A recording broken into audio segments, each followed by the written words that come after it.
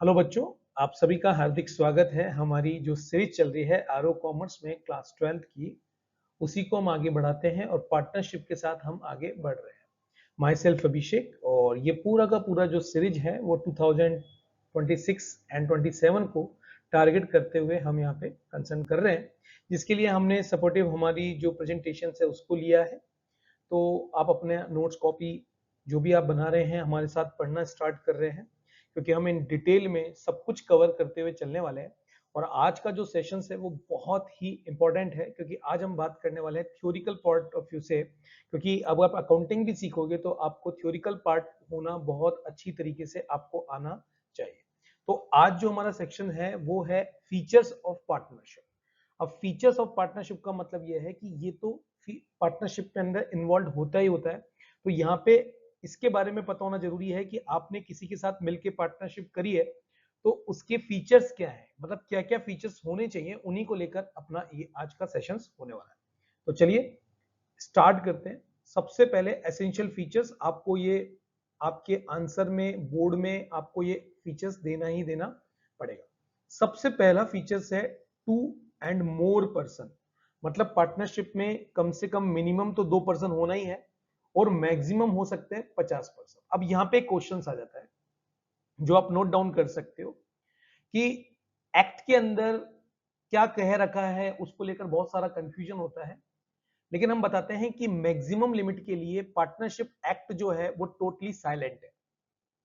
Minimum के लिए ठीक है लेकिन मैक्सिमम के लिए साइलेंट है। तो फिर अब क्वेश्चन ये आता है कि ये 50 वाला मैक्सिमम कहां से बैठा। तो हमारे पास जो कंपनी एक्ट है 2024, उसके जो मिसलेनियस रूल्स हैं उसके अंदर रूल नंबर 10 में एक बात बोली गई कि वहां पे ये प्रिस्क्राइब कर दिया गया 50 का।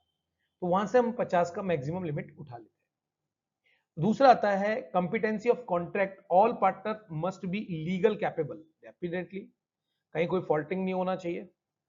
और लीगल की मतलब है कि रूल्स के अकॉर्डिंग जो इनका एज फैक्टर है वो भी प्रॉपर होना चाहिए। कौन कॉन्ट्रैक्ट नहीं कर सकता वो भी क्लियर होना चाहिए। तो एक तो the following can not enter in a contract. Number one, एक माइनर। माइनर को क्या बोलते हैं? जिनकी उम्र 18 से नीचे, अनसाउंड माइंड, मतलब माइंड से थोड़ा सा डिस्टर्ब है वो।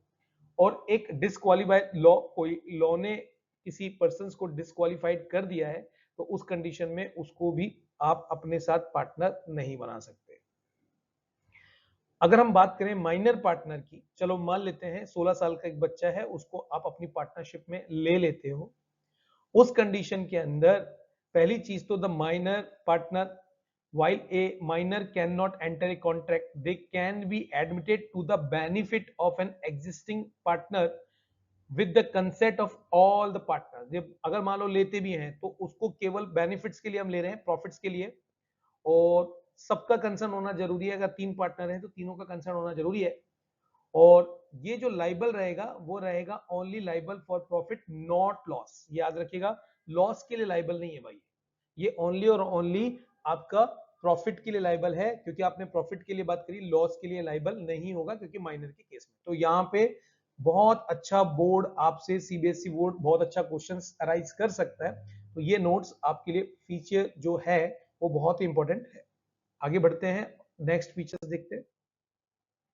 नेक्स्ट फीचर में सबसे पहले आ रहा है एग्रीमेंट, जो कि आपका एक फाउंडेशन है। फाउंडेशन का मतलब क्या कि आप जब भी कोई वर्क कर रहे हो, किसी के साथ मिलकर काम कर रहे हो, तो एक कॉन्ट्रैक्ट होता है। तो कॉन्ट्रैक्ट के बेसिस पे ही पार्टनरशिप को जनरेट मिलता है, राइट है। Not from status, unlike the Hindu undivided families, it can be. अब ये जो कॉन्ट्रैक्ट है ये ओरल भी हो सकता है और रिटर्न भी हो सकता है। अगर आपने इसको रिटर्न में लिख लिया, एक व्हाइट कागज पे सारी चीजें डिटेल में लिख ली, उसको बोलते हैं पार्टनरशिप डीड। तो मतलब एसेंशियल फीचर्स में एग्रीमेंट का ये भाव रहता है। ऑब्वियसली बात है, आपने जो पार्टनरशिप की है वो लॉफुल बिजनेस में होनी ही होनी चाहिए। लॉफुल बिजनेस में होगा तभी तो आपको फायदा मिलेगा। मतलब कि आप जो भी बिजनेस या प्रोफेशन में 2 पार्टनर एक साथ जुड़े हैं तो वो बिल्कुल वो वाला बिजनेस होना चाहिए जिससे आप ट्रेडिंग कर रहे हो, जिससे आप अर्निंग कर रहे हो, सर्विस प्रोवाइड कर रहे हो, लॉ के अकॉर्डिंग है, राइट है। तो इस तरीके की जो बिजनेस है उनको मान्यता दी गई है। Joint ownership of the property, like the brothers, 2 brother हैं एक मकान के ऊपर अधिकार रखते हैं, is not a partnership. Unless they are running a business from it. बहुत इंपॉर्टेंट पॉइंट्स यहाँ पे हमने इसको कवर किया है।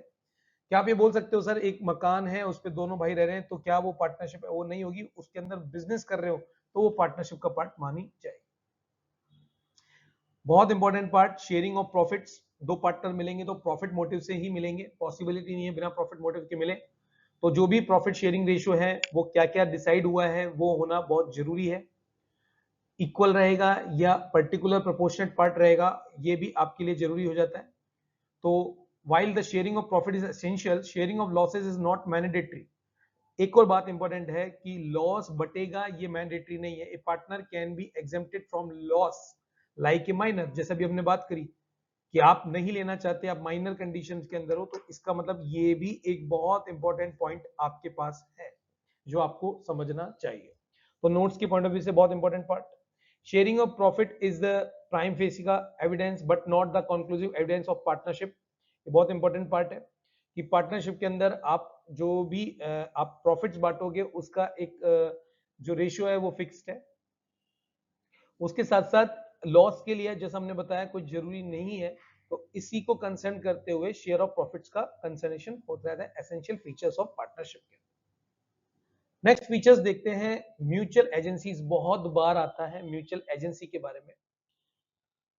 ट्रू टेस्ट है बिल्कुल। Business carried on by all और any of them acting for all. बार बार हम ये बात बोल रहे हैं कि मान लेते हैं एग्जांपल के तौर पर हमारे ये दो पार्टनर हैं या एग्जांपल के लिए तीन पार्टनर हैं, तीनों मिलके काम कर रहे हैं, बहुत अच्छी बात है। तीनों में से एक को भी आगे कर दिया गया है और वो एक्ट ऐसे कर रहा है कि वो इन तीनों के कहने पे काम कर रहा है, तो उस कंडीशन में भी म्यूचुअल एजेंसी का पार्ट माना जाएगा। लेकिन इस कंडीशन में लायबिलिटीज कैसे जाएगी? Every partner is both a principal bond by the other, मतलब एक दूसरे से ये बने हुए हैं, जुड़े हुए हैं, इसलिए ये प्रिंसिपल का रोल प्ले कर रहे हैं। एंड एन एजेंट और कैन बाइट अदर, और एजेंट के रूप में भी काम कर रहे हैं। दोनों रूल्स हैं। कोई एक बंदा यहां से निकला और बिजनेस कर रहा है, तो this is the consider the conclusive evidence of the partnership. ये बहुत इंपॉर्टेंट बात होती है। अब बात आती है सर जो हमने थ्योरिकल पार्ट पढ़ा उसका क्या कोई क्वेश्चंस अराइज होगा इन दी फ्यूचर या हुआ है पास्ट के अंदर? बिल्कुल, कुछ इंसाइट्स लेते हैं। जैसे क्वेश्चंस टाइप की अगर हम बात करें तो एमसीक्यू 1 मार्क्स के क्वेश्चंस जिसमें फोकस एरिया मैक्सिमम पार्टनर के बारे में पूछ लिया गया। कुछ 3 नंबर के मार्क्स के अंदर माइनर पार्टनर्स की जो लायबिलिटीज है उनके बारे में कंसर्न कर लिया। थ्योरी 2 मार्क्स के अंदर म्यूचुअल एजेंसी के बारे में जैसे मैंने आपको बताया एजेंट एंड प्रिंसिपल के, वो भी आपको पता होना चाहिए।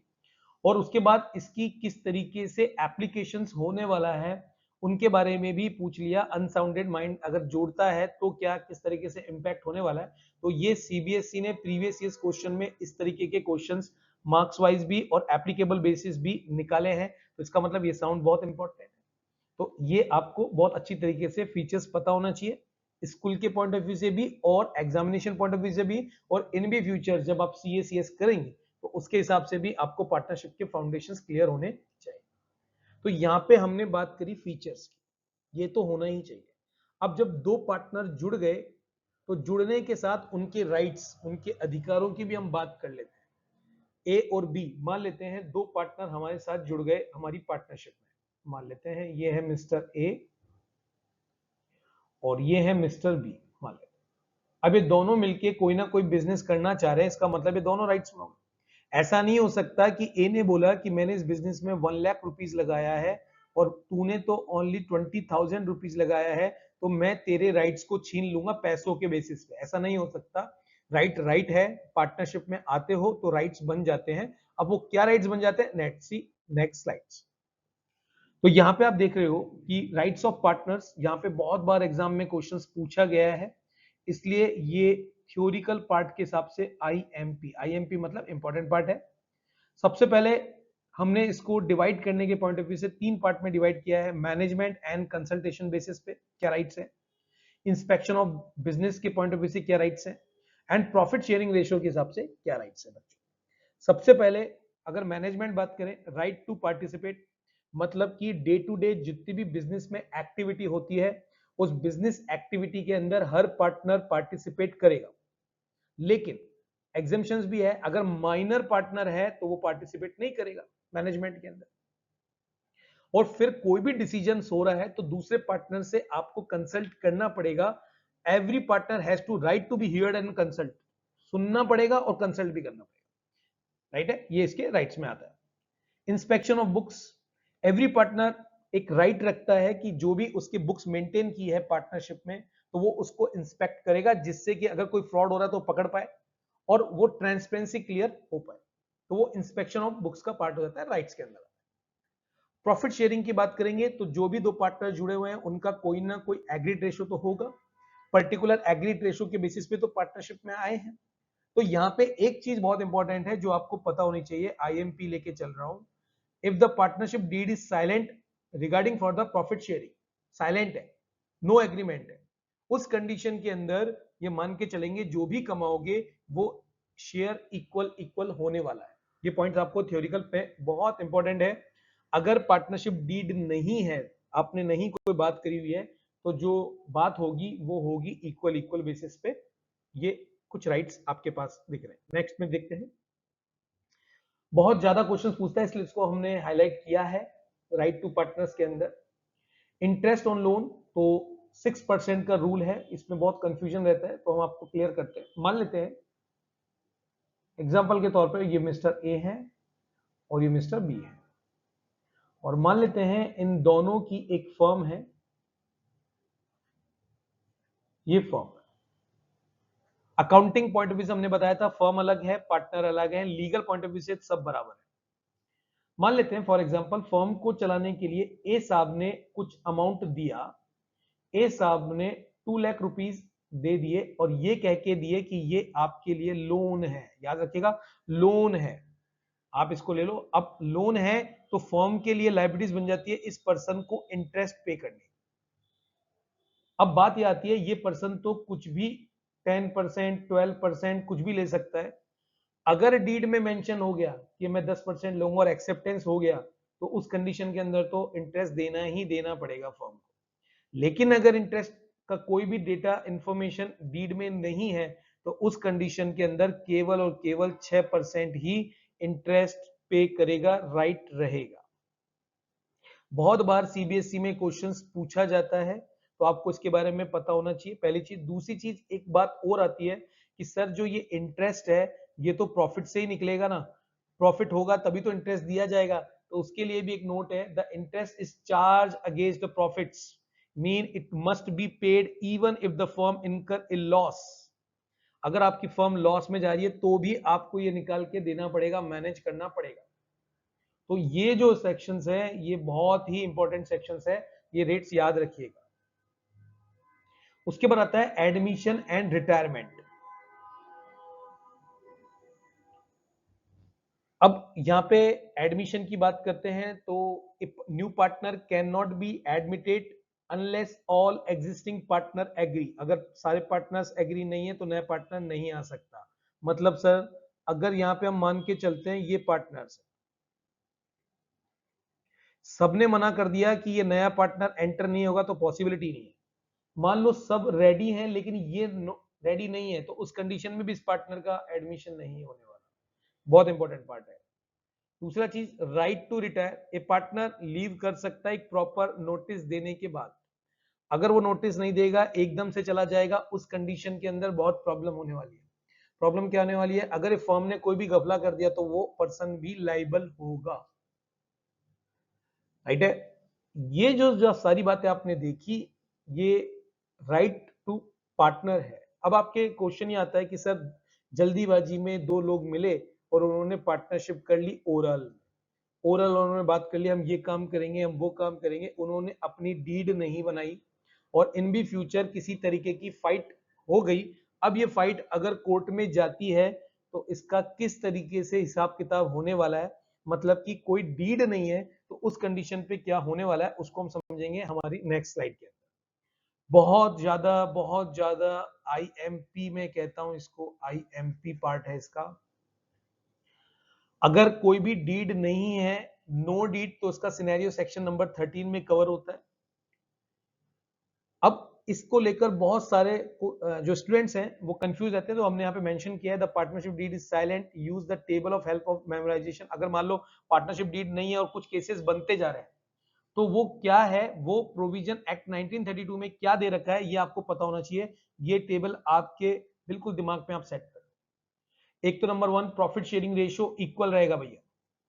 अगर पार्टनरशिप डीड नहीं है, आप जज के पास जाके बोलते हो साहब हम तो ये लेंगे, वो बोलेगा पार्टनरशिप डीड है नहीं है तो 1:1।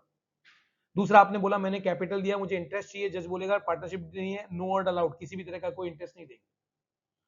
दूसरा, फर्म बोल रही है आपने ड्राइंग्स करी, हम इंटरेस्ट लेंगे, नो चार्ज, नहीं लिया जाएगा। सैलरी एंड कमीशन की डिमांड करेगा, दोनों पार्टनर मिलकर मुझे सैलरी चाहिए, कमीशन चाहिए, बात हुई थी, नहीं दी जाएगी। हाँ, अगर कोई पार्टनर्स ने लोन दिया है तो हमने आपको बताया 6% से लाइबल हो तुमको पैसा दिया जाए।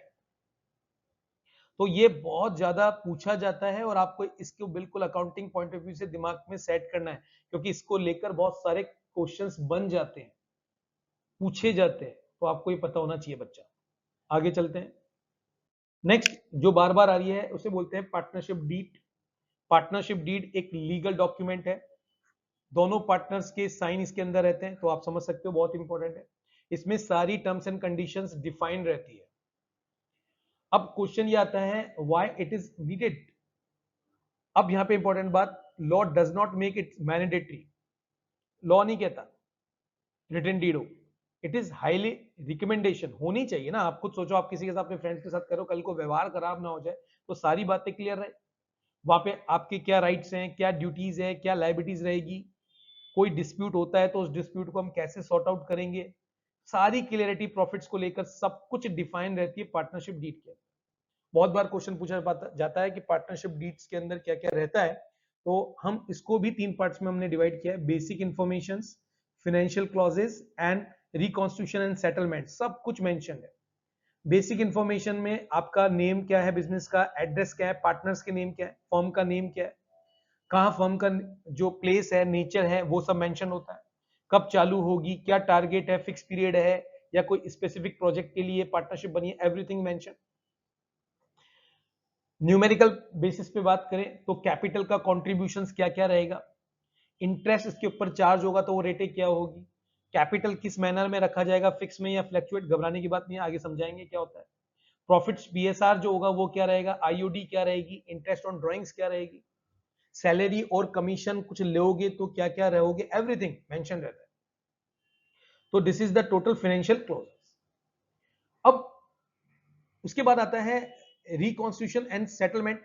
अच्छा, ये भी होता है कि क्योंकि बहुत बार वर्क किया तो गुडविल बिजनेस की बनी, फर्म की गुडविल बनी, उसको हम कैसे कैलकुलेट करेंगे, सामने वाला कैसे कैलकुलेट करेगा, जो आपकी असेट्स है उसकी कैलकुलेशन कैसे होगी, कोई पार्टनर आएगा तो कैसे होगा, जाएगा तो क्या ट्रीटमेंट रहेगा, डेथ हो जाएगी तो क्या ट्रीटमेंट होगा, अकाउंटिंग पीरियड आप कौन सा लॉ के अकॉर्डिंग मैनेज करेंगे, अगर कोई पार्टनर डेथ हो जाती है, डिसोल्यूशन में चले जाती है, फर्म खत्म हो जाती है तो क्या ट्रीटमेंट होगा, और कोई भी डिस्प्यूट चला जाता है तो उसका क्या सेटलमेंट होगा, सारी की सारी प्रॉपर डिटेलिंग जो रहती है बच्चा पार्टनरशिप डीड में रहती है, इसलिए पार्टनरशिप डीड समझना बहुत जरूरी हो जाता है। आई होप सो यहाँ पे आप इसका स्क्रीनशॉट नोट्स में लिख सकते हो, बहुत इंपॉर्टेंट नोट्स है आपके लिए, अच्छे रहेंगे। डिटेल में हम यहाँ पे बात करेंगे, टोटली डिटेल में बात करेंगे।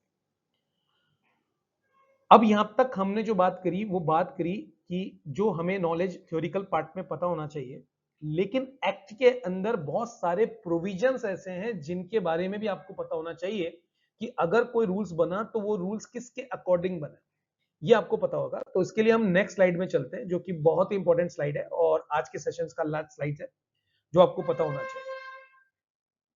नंबर 1 इंपॉर्टेंट प्रोविजंस है, पूछ लेते हैं, बहुत डिटेल में है। सबसे पहले अगर बात करें माइनर की, बात करें कि आप अपनी पार्टनरशिप में किसी माइनर को इंट्रो करना चाहते हो, तो वहां पे सारी डिटेलिंग सेक्शन नंबर 30 में बोला है। अगर सारे पार्टनर एग्री करते हैं तो एक माइनर को बेनिफिट के लिए पार्टनर्स, मैंने बोला प्रॉफिट बेनिफिट के लिए एंटर कर सकते हो, पहला पॉइंट क्लियर होना चाहिए सेक्शन 30 के। सेक्शन 31 वहां पे बोल रहा है कि अगर कोई पार्टनर आता है तो आप उस पार्टनर को एंटर करोगे as a admission of new partner, और फिर उसके अंदर जितने भी ओल्ड पार्टनर हैं वो अपनी अकॉर्डिंग्स या अपना एग्रीमेंट जो है पार्टनर्स का वो देखेंगे कि इसको किस तरीके से लेना है, किस तरीके से प्रॉफिट शेयरिंग मैनेज करना है। ये सारी डिटेलिंग आपको सेक्शन 31 में मिलने वाली। अगर कोई पार्टनर छोड़ के जाना चाहता है, रिटायर होना चाहता है, तो उसका कंसेंट लेना बहुत जरूरी है। तो जितने भी पार्टनर्स हैं वो उस बात को एग्रीमेंट में मेंशन कर सकते हैं या एक साथ बैठ के डिस्कशन कर सकते हैं, जो भी बताया है वो बताया सेक्शन 32 में। उसके बाद registration of the firm section 69 में आता है। इसके अंदर reconstitution of the firm under the partnership act 1930 optional at not compulsory. बहुत इंपॉर्टेंट बात, आईएमपी मान लो रजिस्ट्रेशन कराना ऑप्शनल है, कंपलसरी नहीं है। दूसरी चीज, dissolution on death unless otherwise agreed by the partnership deed a firm dissolve on the death of partnership.